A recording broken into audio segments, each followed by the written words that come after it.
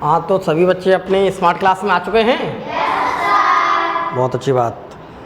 तो सभी बच्चे जो क्लास 6 में पढ़ते हैं, जितने बच्चे हमारे क्लास 6 में पढ़ते हैं, तो सभी बच्चे जो हैं जिनके पास कक्षा 6 में हमारी जो क्लास है वो है आपकी विज्ञान भारती क्लास, ठीक है। तो क्लास 6 है आपकी विज्ञान भारती, इसमें है विज्ञान भारती में, इसमें इकाई 6वीं चल रही है हमारी, इकाई चली हमारी 6, जिसका नाम है जीव जगत। तो जीव जगत जो हमारा अध्याय चल रहा है हमारी विज्ञान भारती है किताब, जो हमारी SCRT बेसिक शिक्षा परिषद के लिए जो बुक्स चलती है, तो ये बुक्स हमारी बेसिक शिक्षा परिषद के जितने भी विद्यालय, सारे विद्यालयों में हमारी ये किताब चलती है। तो जहाँ तक संभव है तहाँ तक बेसिक शिक्षा परिषद में पढ़ने वाले जितने भी विद्यार्थी हैं, स्टूडेंट हैं, वो सभी क्या है, एक गरीब फैमिली से आते हैं और ज़्यादातर वो ग्रामीण क्षेत्र से आते हैं। तो इससे पहले तुमने क्लास प्राइमरी की जो शिक्षा तुमने प्राप्त की है जिन विद्यालयों से, वहाँ अच्छी तुम्हें शिक्षा मिल नहीं पाई है, लेकिन अब जूनियर में आ गए, उच्च क्लास में आ गए, तो यहाँ पर तुम्हें आने के बाद जो भी कुछ पढ़ाते हैं टीचर, वह तुम्हें घर जा कर के बार बार उसका क्या करना पड़ेगी, रिवीजन करनी पड़ेगी और मेहनत करनी पड़ेगी। क्योंकि ऐसा है कि जैसे जैसे हम ऊंची क्लास में जाते हैं तैसे तैसे क्या होता है, किताबों का जो पाठ्यक्रम होता है वो थोड़ा कठिन होता जाता है। तो इसलिए हमें जो भी कुछ हमें यहाँ पर पढ़ाया जाता है विद्यालय में, उस विद्यालय में पढ़ने के बाद आपको घर जा कर के अच्छी तरह से पढ़ना पड़ेगा, बार बार रिवीजन करने पड़ेगा। यहाँ पर मैं जहाँ तक संभव है तहाँ तक मैं पढ़ाने के लिए छोटे स्टेप्स का मैं इस्तेमाल करता हूँ। छोटे स्टेप्स से पढ़ाने से ये फ़ायदा होता है कि हम जितने छोटे स्टेप्स को आसानी से समझ सकते हैं, उतना ही हमारा माइंड मैप क्लियर हो जाएगा। तो हम यहाँ पर जो भी कुछ चीज़ पढ़ा रहे हैं उसे बड़े ध्यान से हमें सुनना है। सुनने के बाद वो घर जा कर के हमें बार बार क्या करना है, पढ़ना है, उसका रिवीजन करें। क्योंकि जितनी भी सारी किताबें आती हैं वो हमारे विद्यालय में क्या मिलती हैं, मुफ्त मिलती हैं, उसका कोई पैसा नहीं लगता है। तो जो किताबें मिली हैं उन किताबों को पहली बात अच्छी तरह से हिफाजत से अपने पास रखना है, उसके ऊपर कवर चढ़ा लेना है। और हमें जो भी कुछ यहाँ पर पढ़ने के लिए मिल रहा है, अगर आपके पास कुछ मोबाइल हो तो घर जा कर के जो मैं पढ़ाता हूँ उसे जाके देख सकते हो। अगर देख लोगे तो और अच्छी तरह से तुम्हारी समझ में आ जाएगा। तो इस मेरा जो अध्याय है जीव जगत में, इसकी 2 क्लास मैं पढ़ा चुका हूँ। आज हमारी तीसरी क्लास है, यानी कि तीसरी कक्षा चल रही है। तो तीसरी कक्षा में देखते हैं आज हमें क्या पढ़ना है, ठीक है। तो देखिए हमारी जब तीसरी कक्षा है तो सभी बच्चे जो हैं जिनके पास किताबें हैं वो किताबों को केवल रख लो, उसे ज़्यादा किताबें मत देखो, किताब घर जाके पढ़ना, किताब जो है उसे घर जाके पढ़ना। केवल यहाँ पर इस जगह पर जो मैं बता रहा हूँ इसे देख लो, या अपनी अपनी किताब को खोल लो, जहाँ तक मैं पढ़ा रहा हूँ वहाँ तक ऐसे चिन्ह लगाते जाना, ठीक। ज़्यादा किताब पर नहीं, जब यहाँ पढ़ा रहा हूँ तो केवल ध्यान यहाँ पर रखो सबसे ज़्यादा, क्योंकि यहाँ पर बना हुआ जो कंसेप्ट है ये जल्दी समझ में आएगा, किताब से समझ में नहीं आएगा। तो सभी बच्चे जो है इधर आके देखिए। सबसे पहले देखिए हमें आज की क्लास के अंदर पढ़ना है कि सजीवों का वर्गीकरण। तो देखिए सजीवों का वर्गीकरण का मतलब होता है कि हमें यहाँ पर देख रहा है सजीव, सजीवों का मतलब क्या है कि जो चीज़ सजीव है, जिसके अंदर जान है, जिसके अंदर जान है उसे हम सजीव कहते हैं। तो हम उनका वर्गीकरण कैसे कर सकते हैं? तो सबसे पहले तो यहाँ पर हमें ये सोचना है कि आखिर में वर्गीकरण क्या है। ये जो शब्द लिखा है आखिर में कि ये वर्गीकरण क्या है, जिसे हम कहते हैं इंग्लिश में क्लासिफिकेशन, जिसे हम कहते हैं इंग्लिश में क्या, क्लासिफिकेशन। तो देखिए वर्गीकरण का मतलब ये होता है, वर्गीकरण का मतलब होता है एक तरह की छटनी करना, एक तरह की क्या करना, छटनी करना। तो एक तरह की छटनी करना, खोल दो बस, थोड़ा थोड़ा खोल दो, थोड़ी थोड़ी। तो अब हमें देखिए, अब यहाँ पर देखना है हमें उस बस बस बस बस। तो अब हमें देखना है यहाँ पर, देखिए अब हमें यहाँ पर क्या देखना है। अब देखिए हमें यहाँ पर ये देखना है कि जो क्लासिफिकेशन है, जो वर्गीकरण है, उस वर्गीकरण का मतलब हमें समझना है सबसे पहले कि आखिर में वर्गीकरण क्या होता है। जब हम वर्गीकरण का मतलब समझ जाएंगे तो धीमे धीमे जो भी सारे स्टेप्स हैं इसके अंदर वो हमें सब समझ में आने लगेंगे। तो सबसे पहले देखिए वर्गीकरण का मतलब होता है हमें छांटना। सबसे पहले मैं आप यहाँ पर जितने बच्चे बैठे हुए इसे हल्का सा और कर दो थोड़ा सा। तो यहाँ पर देखिए जितने बच्चे बैठे हुए थोड़ा सा कर दो, थोड़ा सा उधर ऐसे बंद, बस। तो यहाँ पर सभी बच्चे गौर से देखिए। सभी बच्चों को सबसे पहले ये देखिए, तुम्हें एक गोला दिख रहा है यहाँ पर? ये एक गोला बना रखा है हमने, ठीक। अब इस गोले को गौर से देखिए। इस गोले के अंदर में कई बॉल्स हैं, बॉल हैं। देखिए इसमें हरी बॉल भी है, इसके अंदर काली बॉल भी है, उसके अंदर इसमें एक ऐसी बॉल है जिसमें देखिए चकत्ते वाली बॉल है, मतलब उसमें बहुत सारे रंग मिले हुए हैं। तो मैं यहाँ पर देखिए बॉलों को देख रहा हूँ।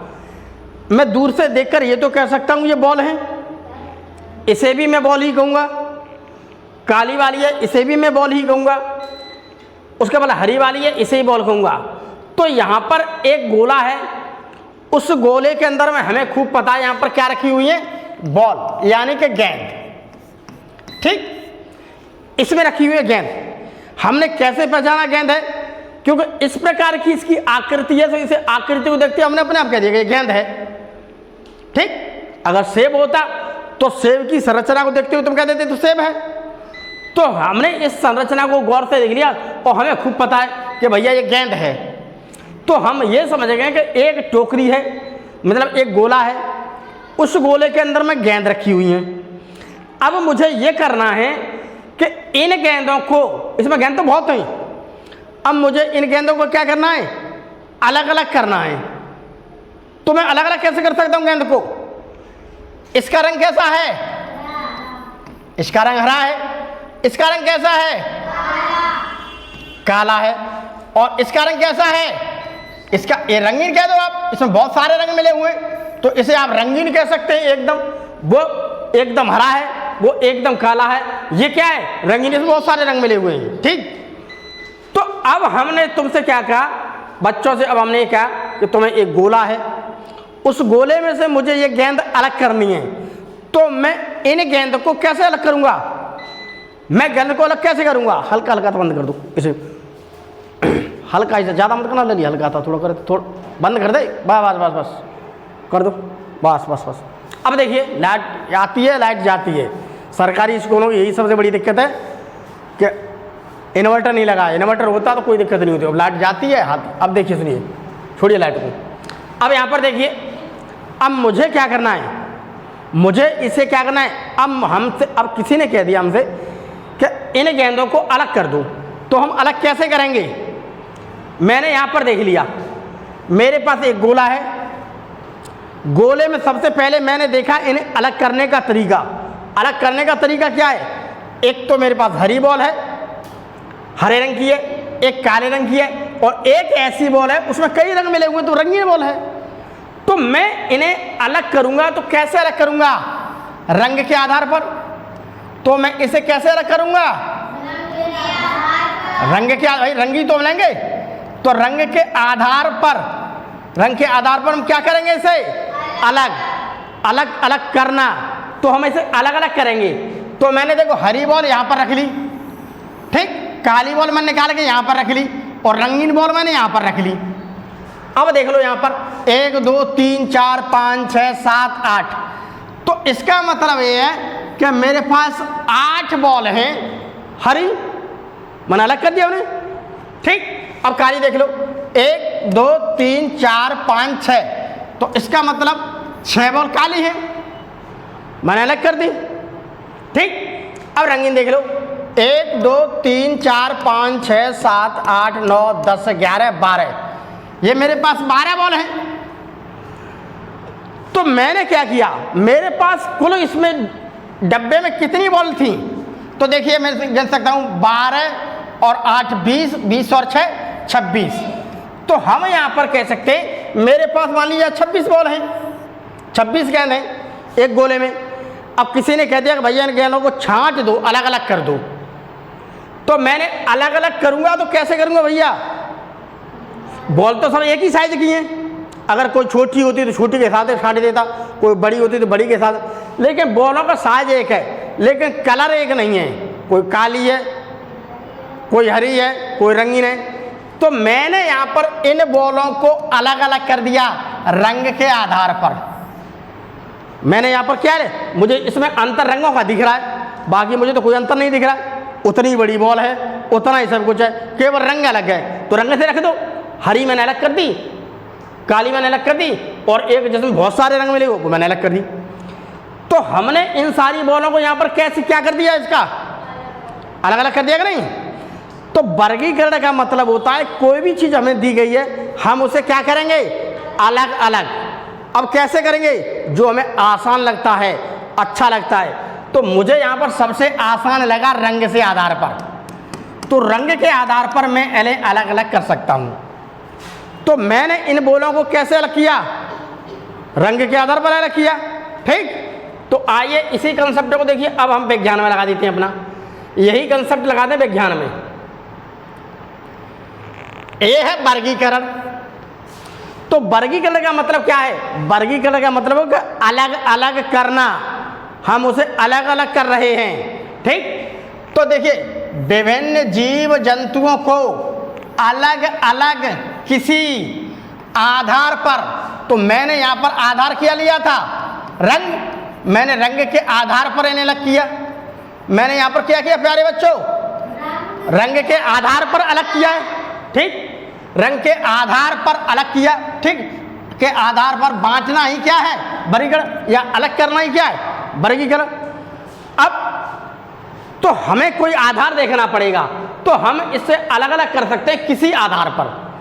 अब मान लीजिए कि हमारी एक क्लास है, इस क्लास के अंदर में हम देखते हैं कि मान लीजिए इस क्लास के अंदर में 10 स्टूडेंट बैठे हुए हैं। ठीक, 10 बच्चे बैठे हुए हैं। अब 10 बच्चे में 4 तो लड़के बैठे हुए हैं, 6 लड़कियां बैठी हुई हैं। अब कोई व्यक्ति आके आपसे कहता है कि इन बच्चों को अलग अलग करो, तो हम अलग कैसे कर सकते हैं, लड़के हैं उन्हें अलग रख देंगे कि भाई लड़के अलग हैं, उनके अलग है, लड़कियां अलग कर देंगे। तो मैंने उन्हें लड़का लड़की को कैसे, लड़का लड़की के आधार पर मैंने अलग कर दिया। ठीक, एक मेथड तो मैंने ये सा हुआ। दूसरा मेथड ये हो सकता है कि जहाँ पर जितने बच्चे बैठे हुए हैं मैं उन बच्चों को अलग कर सकता हूँ ड्रेस के आधार पर। वे बच्चे अलग कर देंगे जो ड्रेस पहन कर के आए हैं, और वे बच्चे अलग कर देंगे जो ड्रेस पहन के नहीं आए हैं। ठीक है, तो हम यहाँ पर कह रहे, तो हम यहाँ पर भी बच्चों को अलग कर रहे हैं ड्रेस के आधार पर। तो हमें कोई ना कोई आधार ढूंढना पड़ेगा। कोई ड्रेस के आधार पर अलग कर दो, कोई होशियार बच्चा है तो उसे अलग बैठा दो, कमजोर उसे अलग बैठा दो। तो होशियार और कमजोर के आधार पर अलग कर सकते हैं। तो मैंने यहाँ पर इन बॉल को कैसे किया, रंग के आधार पर, जी मुझे आसान लगा। तो यही कह रहा है विभिन्न प्रकार के जो जीव जंतु होते हैं, निरे जीव हैं, गाय भैंस इंसान बहुत जीव हैं, इन सब जीवों को अब कहेंगे आप अलग कर दो। तो देखो अलग करने के कई तरीके होते हैं। एक तो जीव ऐसा होता है जो हरी घास खाता है, माने जानवर को अलग कर रहे हैं। तो 4 जानवरों को आपके सामने 10 जानवर हैं। 10 जानवर में कुछ जानवर तो ऐसे हैं जो मांस खाते हैं, कुछ जानवर ऐसे हैं जो हरी घास खाते हैं। ठीक, और कुछ ऐसे हैं जो मांस भी खा लेते हैं, हरी चीज़ भी खा लेते हैं। तो आप अलग कैसे करोगे, हरी घास खाने वाली बकरी भैंस गाय है उसे अलग कर दो, भाई ये तो हरी घास खाते हैं। मांस खाने वाला कौन है, कुत्ता है, गीदड़ है, ठीक, शेर है, उसे अलग कर दो, भाई तो मांस खाने वाला, इसे अलग करो। खाने के आधार पर अलग कर रहे हैं, भाई हरी घास खाता, ये मांस खाता। एक ऐसा है कि वो मांस भी खा लेता है और हरी घास और हरी चीज़ भी खा लेता है, उसे कहते हैं सर्वाहारी, वो शाकाहारी। तो वो कौन है, वो मानव है, मानव को अलग कर दो कि देखो ये तो सब चीज़ खा लेता है, ये केवल मांस ही खाएगा, ये केवल हरी चीज़ ही खाएगा। तो हम इस प्रकार से विभिन्न प्रकार के जो जीव जंतु होते हैं उन्हें हम अलग अलग करते हैं किसी के आधार पर। ठीक है, तो सभी को किसी भी आधार पर अलग करना ही हमारा क्या है, एक वर्गीकरण कहलाता है। और मेरी आज ये तृतीय क्लास है इस जीव जंतु की, तो हमें आज यहाँ पर वर्गीकरण को ही अच्छी तरह से डिस्कस करना है कि आखिर हम जीव जंतु को कैसे अलग कर सकते हैं। ठीक, तो वर्गीकरण को अलग करने के देखो कई आधार दिए हैं हमारी बुक्स में। हमारी जो SCERT है उस SCERT में देखो कई आधार दिए हैं, देखिए आप यहाँ पर। तो देखिए SCERT ने देखिए सबसे पहले देखिए जंतुओं के वर्गीकरण को, हमारी बुक्स है SCERT की, उस SCERT में देखिए पहले पे तो उन्होंने दिया क्या, हम जीव जंतुओं को संरचना के आधार पर अलग कर सकते हैं, अभी बताऊंगा मैं तुम्हें। दूसरा उन्होंने दिया है कि हम उसे मेरुदंड की उपस्थिति के आधार पर भी अलग कर सकते हैं। तीसरा बताया उन्होंने हम प्रजनन के आधार पर भी अलग कर सकते हैं। चौथा बताया उन्होंने हम वास स्थान के आधार पर भी जीवों को अलग अलग कर सकते हैं। ठीक, इन्होंने ये बताया मेथड हमारी किताब के अंदर, ठीक, हमारी किताब के अंदर SCERT ने ये बताया है क्लास 6 के लिए। तो देखिए अब हम थोड़ा समझने के आधार पर ये करते हैं। तो मेरा पहला क्या है, संरचना के आधार पर। तो संरचना देखते क्या है, देखिए तो हम संरचना के बारे में देखते हैं। तो सभी बच्चे थोड़ा इधर देखें, तुम्हारी सब ये सारी चीज़ तो तुम्हारी किताब के अंदर लिखा हुआ है, सब किताब SCERT का ही पूरा कंटेंट है, SCERT से बाहर कुछ नहीं है। जब कोई मुझे लगता है तो मैं SCERT से थोड़ा बाहर ले लेता हूँ जो तुम्हारे समझने के हिसाब से अच्छा हो।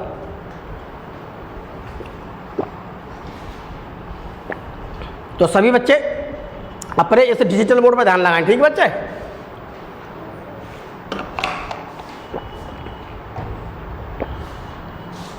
देखिए पहला हमारा SCERT के बुक्स ने लिखा है कि हम जो जीव जंतु होते हैं उन्हें हम संरचना के आधार पर भी अलग कर सकते हैं। तो देखिए अगर मैं संरचना के आधार पर देखता हूं, ठीक, तो मुझे जीव दो प्रकार के मिलते हैं।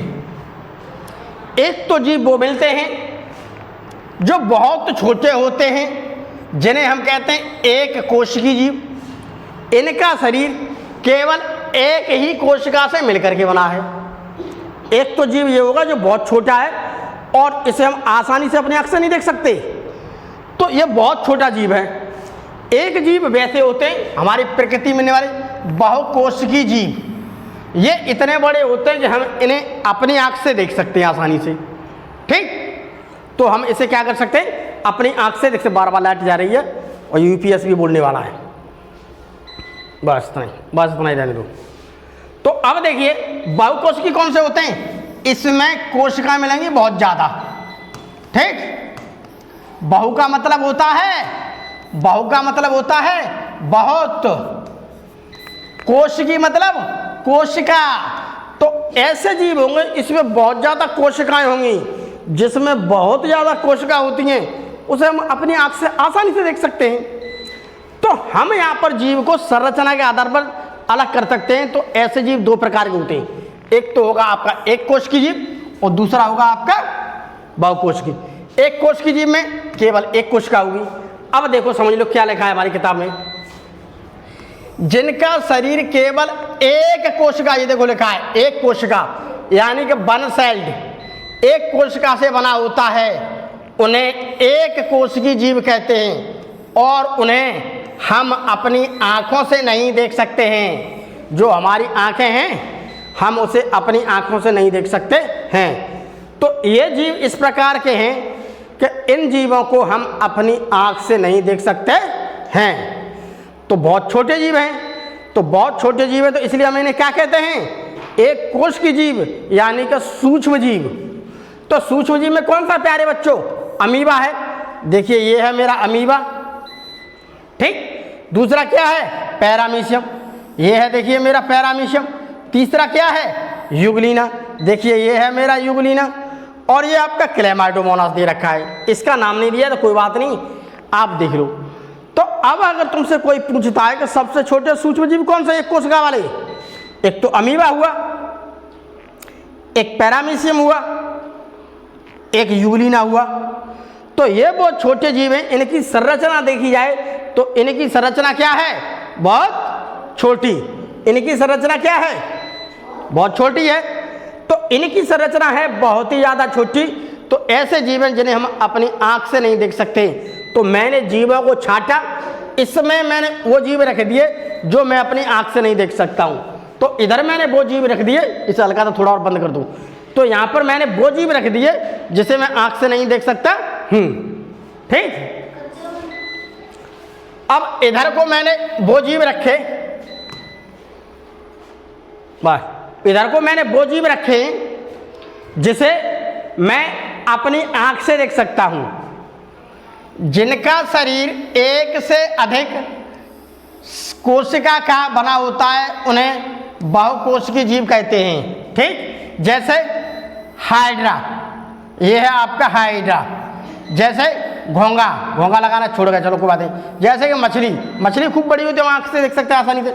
जैसे मेढक, ठीक, जैसे मेढक।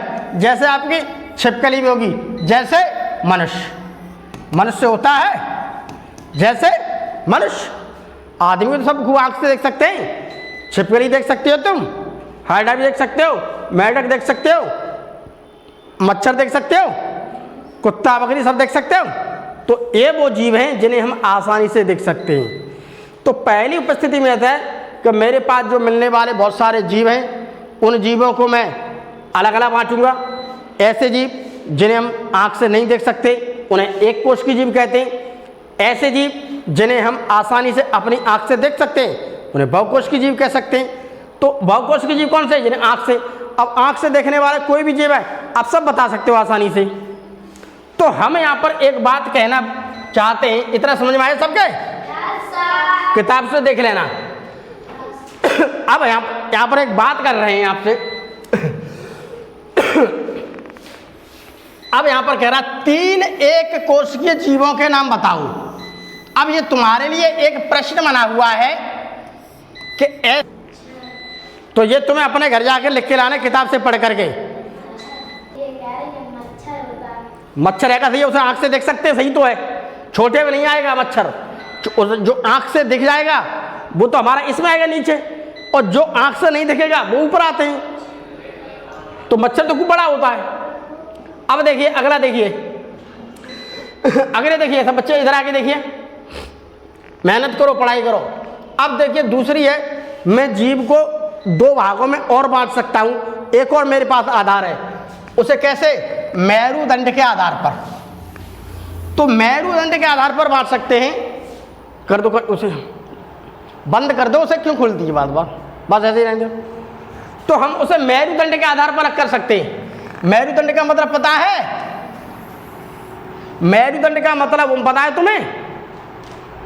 मेरुदंड का मतलब पता होगा, उसका जो पूरा शरीर डटा हुआ है, एक तरह की हमारी रीढ़ की हड्डी, ये दिख रही है रीढ़ की हड्डी, ये दिख रही है रीढ़ की हड्डी, इस पर इसका शरीर पूरा डटा हुआ है। ये है देखो जानवर बना हुआ है मेढक, एक का पूरा शरीर इस हड्डी पर, इस पर डटा हुआ है।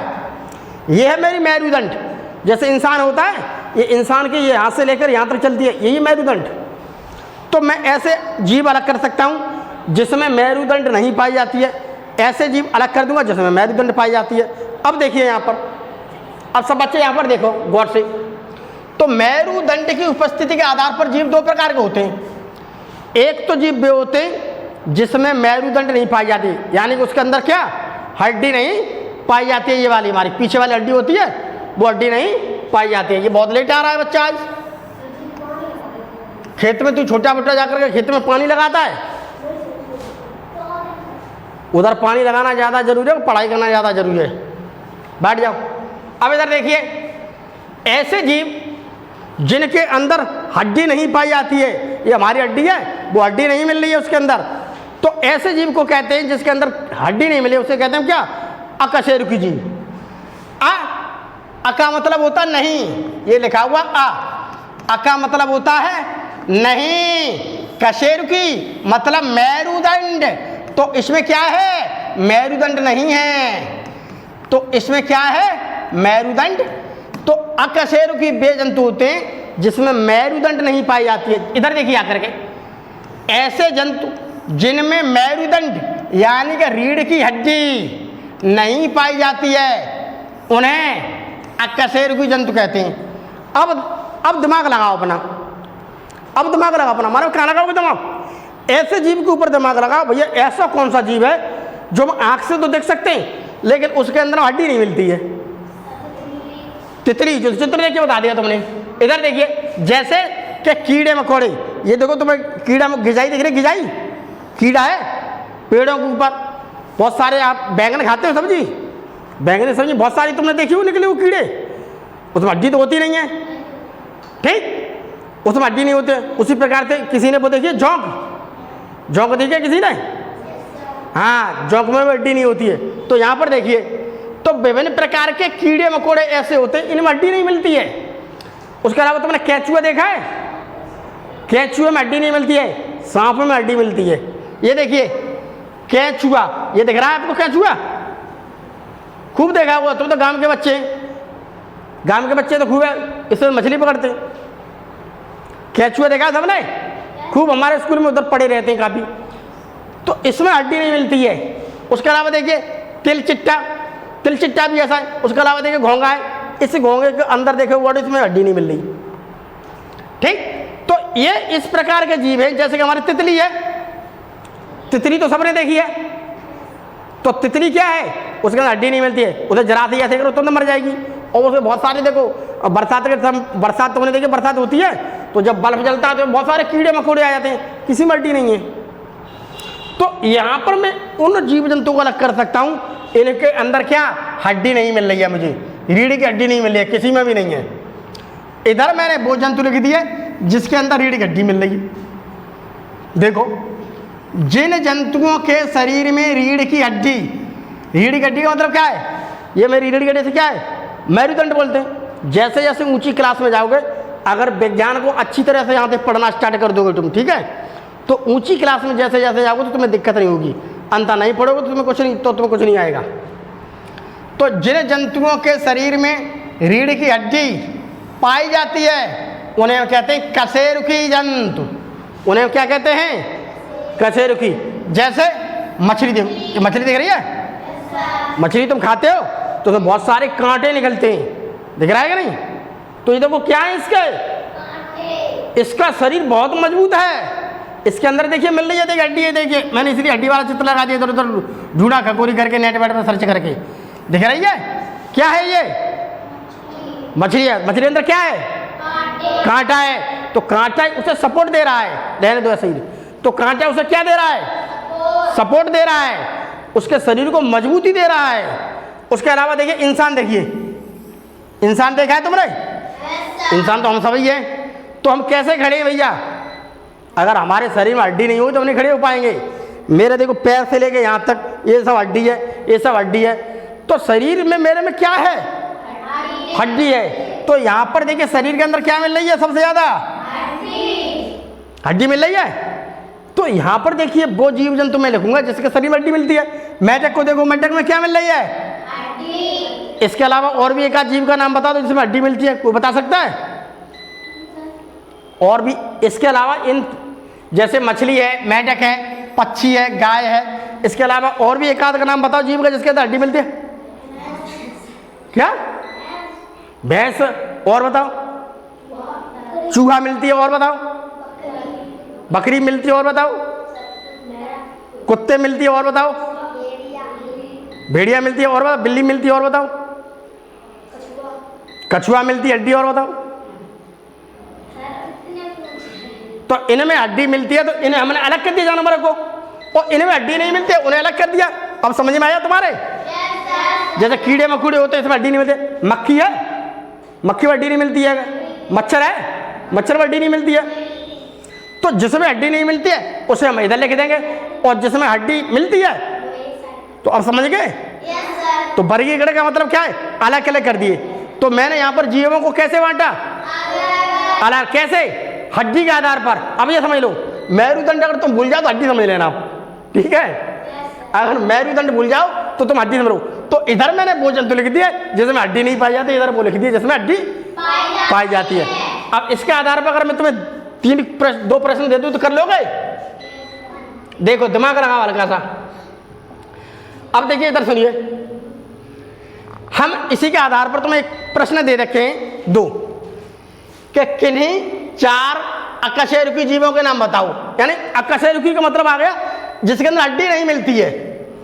तो ऐसे कोई 4 जंतु का नाम बताओ जिसमें हड्डी नहीं मिलती है। केचुआ, वो तो अभी था एग्जाम। और बताओ? मच्छर और मधुमक्खी सही है। और बताओ? और बताओ? हैं? चीटा, चीटा सही है। और बताओ? चीटा चीटी तो एक ही बात है घड़ा कहीं का। तो इस प्रकार से ये तुम्हें घर जाके लिख के लाने, ठीक है? ये तुम्हें देखो 4 बताए हैं, तो 4 तुम्हें घर से पढ़ के लाओगे। पहले अपनी किताब को अच्छी तरह से पढ़ोगे, ठीक है, अच्छी तरह किताब पढ़ोगे, और जो किताब के अंदर लिखे हुए हैं वो नहीं, दूसरे लिख के लाओगे।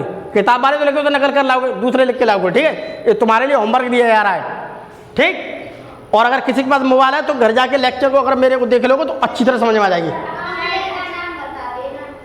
अब इधर देखिए, क्या बताओ, क्या इधर देखिए, किन्हीं 5 कशेरुकी जीवों के नाम बताओ। ये भी तुम्हारे लिए प्रश्न दिया है होमवर्क। 5 ऐसे जीवों के नाम बता दो जिसमें हड्डियां मिलती हैं, इसे सब बता देंगे, ठीक है। तो ये तुम्हें घर के करके लाना है, पहले किताब पढ़ लोगे सब समझ में आ जाएगी, हैं। अब देखिए, अब एक और देखिए, हम यहाँ पर एक काम करते हैं, इधर देखिए मेरे बच्चों, अब मैं जीवों को एक और आधार है मेरे पास जो हमारी बुक्स ने दिया है, प्रजनन के आधार पर। प्रजनन के आधार पर अगर हम देखते हैं तो प्रजनन के आधार पर का मतलब होता है, प्रजनन का मतलब होता है अपनी संख्या बढ़ाना, अपनी संख्या। अब कुछ संख्या कैसे बढ़ा रहे हैं, ऐसे जीव है वो संख्या कैसे बढ़ा रहे हैं, बच्चे दे करके। ये हमेशा क्या करेंगे, बच्चे पैदा करेंगे। और यहाँ पर कुछ जीव ऐसे हैं जो क्या करते हैं, आपको अंडे देंगे। पहले ये अंडे देंगे, फिर अंडा बड़ा होगा, फिर अंडे की हैचिंग होगी, फिर अंडे से बच्चा निकलेगा, फिर बढ़ेगा। तो यहाँ पर मैं जीवों को अलग कर सकता हूँ। इधर मैं वो जीव लिख सकता हूँ जो कि अंडे देते हैं, पहले अंडे देंगे फिर उनके बच्चे बनेंगे। इधर मैं वो जीव लिख सकता हूँ जो कि अंडे नहीं देते हैं, डायरेक्ट क्या बच्चे देते हैं। तो देखिए इधर देखिए, अंडे देने वाले जंतु जो होते हैं उन्हें हम अंडयुज कहते हैं, और जो बच्चे देने वाले होते हैं उसे हम जरायुज कहते हैं, ठीक। इतनी बात को समझ लेना, इसे पढ़ना थोड़ा, 1-2 चीज़ है वैज्ञानिक, उसे पढ़ा करो। अब अंडे देने वाले जंतुओं को देखो हम अंडयुज कहते हैं, ये देखो लिखा है। जैसे मछली है, मछली अंडे देती है, ठीक। उसके अलावा तो मेढक देखा हो, तो मेढक क्या करता है, मेढक अंडे देता है। छिपकली, सर्प, पक्षी, ठीक। तो ये देखिए, पक्षी भी अंडा देता है, सर्प भी अच्छा देता है, छिपकली भी, मेढक भी, मछली, ये ऐसे जीव हैं जो अंडे देते हैं। पहले अंडे देंगे, फिर अंडा इनका बड़ा होगा, फिर अंडे से क्या हैचिंग होगी, फिर हैचिंग से क्या बच्चा निकले। तो ये देखिए, कछुआ है, ये भी अंडा दे रहा है, मेढक है, ये भी दे रहा है, मछली है, ये भी दे रहा है। तो ये देखिए कोई पक्षी बना हुआ है, धुंधलाता है, कोई बात नहीं। तो हाँ, मगरमच्छी तो कह रहा हूँ मैं, कछुआ कहेगा था, तो कछुआ भी अंडा देता है। चलो कछुआ के लिए इतना। तो अब देखिए, अब इधर देखिए वे जीव हैं जो बच्चे देंगे। अब तुम खरगोश को देख लीजिए, ये अंडा वंडा नहीं देता है, बच्चा देगा। गाय को देखो, गाय तुमने देखी है तो गाय क्या होती है, गाय बच्चे देती है अपने, ठीक। उसी प्रकार से भैंस है, उसी प्रकार से बकरी है, उसी प्रकार जो कुत्ते वगैरह होते हैं, पिल्ले वगैरह होते हैं, वो भी इसी प्रकार से होते हैं, ठीक है। उसके अलावा तुमने घोड़ा देखा है आपने, हाँ घोड़ी, तो घोड़ी को अंडे बंडे तो देती नहीं है। उसके अलावा देखिए एक और ये कुछ बना हुआ है, बिल्ली है, हाँ बिल्ली है, बिल्ली। तो बिल्ली क्या है, ये सब। अब देखिए, बच्चे देने वाले जंतुओं को हम जरायुज कहते हैं। मनुष्य बच्चे होते हैं, ठीक है। चूहा है, चूहे भी बच्चे होते हैं। खरगोश है, गाय है, बकरी है। तो इधर देखिए, मैं यहाँ पर मैं जीव जंतुओं को 2 आधार मैंने अलग किए। एक तो वो जीव जो अंडे देते हैं पहले, फिर बच्चा बनेगा, जैसे मुर्गी है, मुर्गी देखिए अंडे। तो इधर वो मैंने जीव लिख दिए जो अंडे देते हैं, और इधर मैंने वो जीव लिख दिए जिनके बच्चे पैदा होते हैं, ठीक। तो ये भी मेरी क्या प्रजनन के आधार पर। तो हम आज इसमें भी तुम्हें प्रश्न देंगे आज करने के लिए, ठीक है। तो देखिए इसमें क्या है, किन्हीं 4 अंडे देने वाले जीवों के नाम लिख दिए, जंतुओं के। अब ये तुम्हें घर से करके लाने 4 ऐसे जीवों के, जंतुओं के नाम तुम्हें अपने घर से लिख करके लाने हैं जो कि अंडे देते हैं, ठीक। मच्छर अंडे देता है, मक्खी अंडे देती है, मक्खी देखी है। उसके अलावा आपने जो मधुमक्खी देखी है वो भी अंडे। तो 4 जीव पूछ रहे हैं, तो 4 जीव लिख लेना, ठीक है। अब इसमें किन्हीं 5 बच्चे देने वाले जंतुओं के नाम, यानी कि जरायु जंतु। तो इसमें 5 हैं, तो 5 लिख लेना, कोई ज़्यादा कर रहा काम नहीं। शेरनी फिरनी सब अपने घर से लिख के लाना, ठीक है। अब यहाँ पर देखिए, अब सबको समझ में आने लगी थोड़ी थोड़ी? तो अब देखिए हम एक और देखो हमारे पास आ गया आगे। अब देखिए हमारी बुक्स में कहा गया है कि हम जंतुओं को उसके वास स्थान के आधार पर भी हमने बांट सकते हैं। वास स्थान का मतलब पता है? रहने वाली, वो जहां पर ज्यादातर रहते हैं उसी को हम क्या कहते हैं? वास स्थान। अब वास स्थान में देखा इंसान है कहाँ रहता है सबसे ज्यादा? पृथ्वी पर। तो पृथ्वी पर कहाँ रहता है? अपना घर बना करके रहता है। कुछ जीव मछलियां कहाँ रहती हैं? पानी के अंदर रहती हैं। पक्षी ज्यादातर कहाँ पर रहते हैं? पक्षी ज्यादातर हवा में रहते हैं, उड़ते रहते हैं। अभी देखो बताऊंगा मैं तो देखिए एक तो जंतु मैंने बोल रखी थी जो जल में रहते हैं, एक जंतु बोल रखी थी वायवी जो ज्यादातर अधिकांश हवा में ही उड़ते रहते हैं, एक मैं लिखी थी जो ज्यादातर जमीन पर ही रहते हैं, और एक वो जंतु लिखी थी जो ज्यादातर वृक्षों पर रहते हैं। अब देखिए जल में रहने वाले कौन से? जल में रहने वाले जंतुओं को हम क्या कहते हैं? जलीय जंतु कहते हैं। बहुत सरल बात है। तो जल में रहने वाली भैया कौन है? प्यारी प्यारी मछली जल में रहती है कि नहीं? हाँ, तो मछली जल में रहती है। अब दूसरी बात वायवी का मतलब होता है हवा, उस एयर में। अब अधिकांश समय रहने के लिए पेड़ पर भी रहते हैं, ऐसी बात नहीं, लेकिन ज्यादातर समय में जो उड़ते रहेंगे। तो अधिकांश समय तक वायु में उड़ने वाले जंतुओं को हम वायवी जंतु कहते हैं।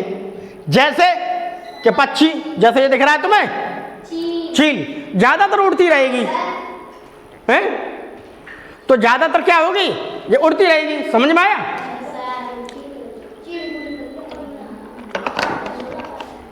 गर्मी बहुत है, लाइट भी नहीं है, गर्मी बहुत है, और यूपीएस भी जाने वाला है तुम्हारा। अब देखिए इधर, अब यहां पर ऐसे जंतु को हम अलग कर देंगे जो ज्यादातर क्या जमीन पर रहते हैं। अब देखिए स्थल पर रहने वाले जंतुओं को हम स्थलीय जंतु कहते हैं।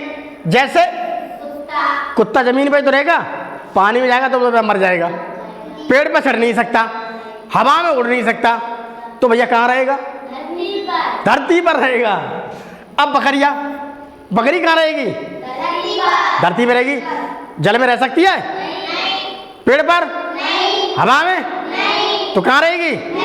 धरती पर। मनुष्य धरती पर रहेगा, हवा में तो जब एरोप्लेन में बैठ के आएगा तभी तो उड़ेगा, पंखे तो है नहीं उसके, ये भी जमीन पर ही रहता है। तो अब जमीन पर रहने वाले जंतुओं के आसानी से नाम बता सकते हो तुम। अब ऐसे जीव जंतु जो ज्यादातर अपना समय पेड़ों पर बिताते हैं, ऐसी बात नहीं पेड़ों से नीचे भी उतरते हैं, लेकिन ज्यादातर पेड़ों पर ज्यादा रहेंगे।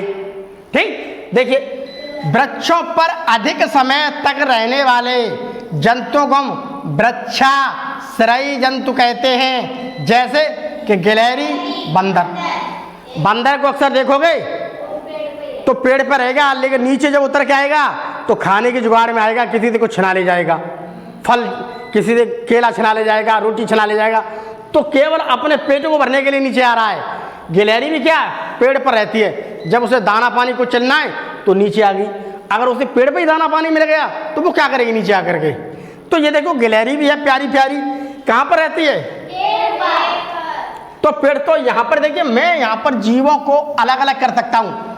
अलग अलग करने का मतलब क्या है? इसी को हम क्या कहते हैं? वर्गीकरण। तो किसी भी जीव जंतु को अलग अलग करना ही क्या है? हमारा वर्गीकरण। किसी के आधार पर कर सकते हैं। तो मैंने यहाँ पर जीवों को 1 2 3 4 जगह बांटा है। कैसे? उनके रहने के स्थान पर, वास स्थान के आधार पर, वो कैसे कैसे रहते हैं उस आधार पर। तो यही हमने कहा गया था पहले। अब आइए अब हम ऐसे जीव भी बता सकते हैं कि कुछ जीव ऐसे भी पाए जाते हैं जो पानी में भी रह सकते हैं और बाहर भी, जल उसमें पृथ्वी पर भी रह सकते हैं। मतलब वो जल और थल दोनों पर रह सकते हैं। तो दोनों पर रह सकते हैं। जैसे मगर को देखा है, ये पानी में खूब रह सकता है, पानी में रहता है, वक्त पड़ा तो पानी से बाहर खूब रहता है। मेंढक पानी में छोड़ दो तो पानी में खूब रहेगा, पानी नहीं है तो बाहर भी घूमता फिरेगा। तो ये जल और थल दोनों पर रह सकते हैं। तो जो जल और थल दोनों पर रह सकते हैं, उन्हें हम कहते हैं उभयचर। उन्हें हम क्या कहते हैं? उभयचर। तो हमारे लिए अब प्रश्न है कि उभयचर जंतु क्या है? ठीक, ऐसे जंतु जो जल तथा स्थल, ये देखिए जल तथा स्थल, ये देखिए जल तथा स्थल दोनों स्थानों पर अपना जीवन यापन करते हैं, उन्हें उभयचर जंतु कहते हैं। जैसे मगरमच्छ और जैसे मेंढक। तो उभयचर का मतलब समझ गए? उभयचर का मतलब होता है जो दोनों जगह पर रह सकता है, जिसे हम इंग्लिश में कहते हैं एम्फीबिया, लेकिन हिंदी में केवल इतना समझ लो, उभयचर समझ लो। हम मगरमच्छ और हम इसे कह सकते हैं, उसके अलावा हम कछुआ भी तो कह सकते हैं, कछुआ भी दोनों जगह रह सकता है। लेकिन अब हम देखिए एक और हमारे लिए प्रश्न है तुम लोग बच्चों के लिए। यहां पर देखिए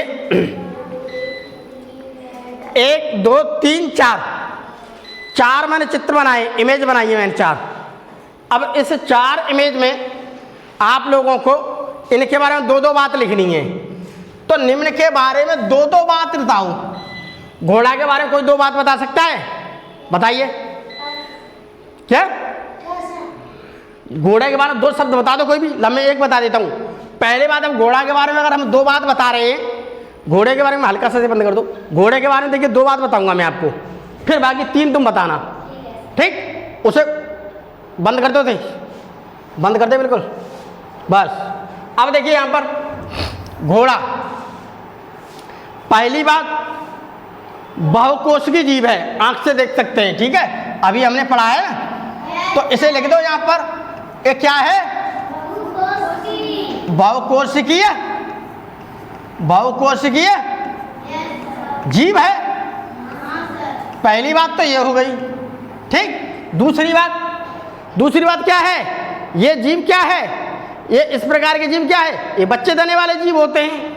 ठीक, तो हम ये कह सकते हैं ये क्या है? जरायुज है। जरायुज कहिए, जरायुज। ठीक, उसके अलावा एक और बात अगर इसमें लिखना चाहो तो कुछ और बात लिख सकते हैं हम, जो हमने अभी पढ़ाई हो, अभी हमने पढ़ाई है। वो एक और बात है कि ये कहाँ पर रह सकता है ज़्यादातर? स्थल। बस 3 ही चीज ठीक है हमारे लिए भाई। एक ये बहुकोशिकीय है, दूसरी जरायुज है, तीसरी स्थल। तीनों जगह रह सकता है कि नहीं? तीनों काम है इसके लिए। अब अगला है मेरे पास तितली। तितली के बारे में कोई बता सकता है मुझे? 2 बातें तितली के बारे में, 2 बातें। पहली बात, तितली अकशेरुकी है। अकशेरुकी मतलब क्या है? इसमें हड्डी नहीं मिलती।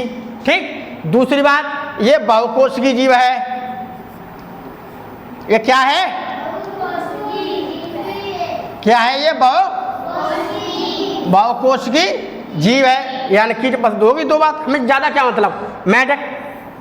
मेढक की भी दे सकते हैं। तो क्या है ये? मेढक क्या होते हैं? ये अंडयुज जंतु है। अंडयुज जंतु यानी कि अंडे देने वाला जंतु है। दूसरी बात, ये जल और थल दोनों पर रह सकता है, अर्थात ये क्या है? उभयचर है। ठीक, बहुकोशिकीय है, उसे छोड़ो, अब नहीं, हम 2 बातें लिखनी है। मानव की लिख दो। ये क्या है? मानव जरायुज है। ऊपर से क्या है? ये स्थलवासी है। स्थलवासी तो है, जमीन पर है। 2 बातें हो गई, इसमें बहुत सिंपल था, मूड नहीं मारती बिल्कुल भी। अब इसी के आधार पर देखिए तुम्हारी बुक्स में प्रश्न दे रखा है, ये तुम्हें घर से करके लाना है, मुझे दिखाना है। मछली का अगर हम देखते हैं बहुकोशिकीय है। दूसरी बात, कशेरुकी होती है। तीसरी बात, अंडे देती है। चौथी बात, वो क्या है? जलीय है। तो मछली को अगर हम बात करते हैं, यहाँ पर देखो एक करके दिखा देता हूँ, बाकी 1 2 3 4 5 तुम्हें घर से करके लाने। ठीक, पहले वाले को समझा देता हूँ मैं आपको। मछली की बात करते हैं, मछली क्या है? बहुत बड़ी, हम देख सकते हैं क्या है ये? बहुकोशिकीय। ठीक, पहला मैंने करके देख रहा हूँ। बहुकोशिकीय, बहुत कोशिकाएं होती है इसमें। दूसरी बात, इसके अंदर हड्डियां मिलती हैं, तो ये कशेरुकी है। इधर देखिए, इसके अंदर हड्डियां मिलती हैं, तो ये क्या है? कैसे रुकी है। ठीक। तीसरी बात, ये अंडे देती है तो इसलिए हम इसे अंडीज कहते हैं। अंडीज कहते हैं। और उसके बाद चौथी बात क्या है, ये जल में रहती है तो ये क्या है, जली है। ठीक। इधर देख लो, इसे समझ लो, ऐसे करके समझ लो। ये तुम्हारे लिए केवल मैंने एक बात एक करके बता दी, बाकी तुम्हें अपने घर से करके लानी है, मुझे कल दिखलानी है। ठीक। लिख लिया सबने।